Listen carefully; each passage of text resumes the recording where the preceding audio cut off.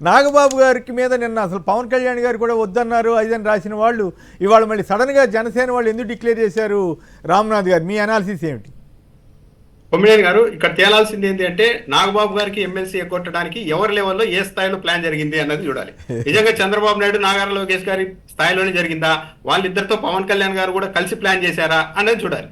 ఎందుకంటే ఈనాడు పత్రికలో రాశారు నాగబాబుకు ఎమ్మెల్సీ ఇవ్వడం లేదు, ఆయనకు ఒక కార్పొరేషన్ పదవి ఇస్తారు, అది కూడా రాష్ట్రం అంతా విస్తృతంగా తిరిగేందుకు అవసరమైన పదవి ఇస్తారని ఈనాడులో రాశారు. అది కూడా ఏం రాశారు, పవన్ కళ్యాణ్ స్వయంగా చంద్రబాబు నాయుడు గారి దగ్గరికి వెళ్ళి మా అన్నకి ఎమ్మెల్సీ అవసరం లేదు, ఏదైనా ఒక కార్పొరేషన్ చైర్మన్ పదవి ఇవ్వండి అని అడిగారు అని రాశారు.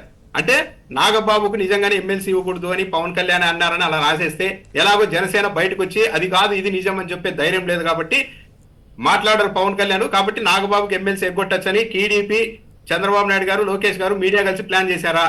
లేకుంటే నిజంగానే పవన్ కళ్యాణ్ గారు కూడా వాళ్ళతో చేతులు కలిపి మా అన్నకు ఎమ్మెల్సీ అవసరం లేదని చెప్పారా? వీళ్ళు ముగ్గురు కలిసిపోయి మీరు కలిసిపోయి సైడ్ యాక్టర్ ని లేపేసినట్టు నన్ను లేపేస్తారా అని చెప్పేసి నాగబాబు గారే స్వయంగా చొరవ తీసుకొని జనసేన పార్టీ అధికారిక సోషల్ మీడియా ఖాతాలో పోస్ట్ చేశారు. ఫస్ట్ నాగబాబు గారిని ఎమ్మెల్సీ అభ్యర్థిగా ప్రకటించేస్తున్నారు, నామినేషన్ కు అవసరమైన పత్రాలన్నీ రెడీ చేయాల్సిందిగా కేంద్ర కార్యాలయాన్ని పవన్ కళ్యాణ్ గారు ఆదేశించారు అని రాశారు. ఇప్పుడు తెలుగుదేశం పార్టీకి ఏం చేయలేని పరిస్థితి, ఎందుకంటే అధికారిక సోషల్ మీడియా ఖాతాలో జనసేన పార్టీ ప్రకటించేసింది.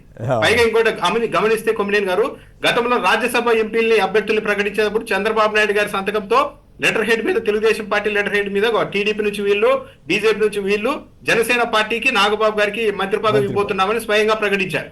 ఇప్పుడు మాత్రం తెలుగుదేశం పార్టీ అభ్యర్థుల్ని, కూటమి అభ్యర్థుల్ని ప్రకటించక ముందే జనసేన పార్టీ తనకు తానుగా స్వయంగా ప్రకటించేసుకుంది అని అంటే ఇదంతా కలిసి జరగడం లేదు, ఎవరో ఎవరి మీద ప్లాన్ చేసుకుంటున్నారు, ఒకరి ప్లాన్ కు ఒకరు చెక్కు పెట్టుకోవడంలో భాగంగానే ముందుకు వెళ్తున్నారు అనేది చాలా క్లియర్ గా అర్థమవుతోంది. ఇప్పుడు ఇక తెలుగుదేశం పార్టీ స్పందించలేని పరిస్థితి లేదు. నాగబాబుకు ఎమ్మెల్సీ ఇవ్వము అంటే ఆల్రెడీ ప్రకటించేసుకున్నారు కాబట్టి కూటమిలో ఇబ్బందులు వచ్చేస్తాయి.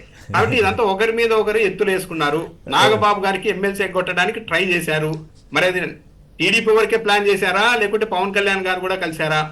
ఓవరాల్ గా అయితే నాగబాబు గారు అధికారికంగా జనసేన ఖాతాలో ఆ ప్రకటన రావడం ద్వారా ఎమ్మెల్సీ అయితే సాధించారు. ఇంత దూరం వచ్చిన తర్వాత ఆయనకి ఎమ్మెల్సీ నిరాకరించే అవకాశం ఎవరికి లేదు.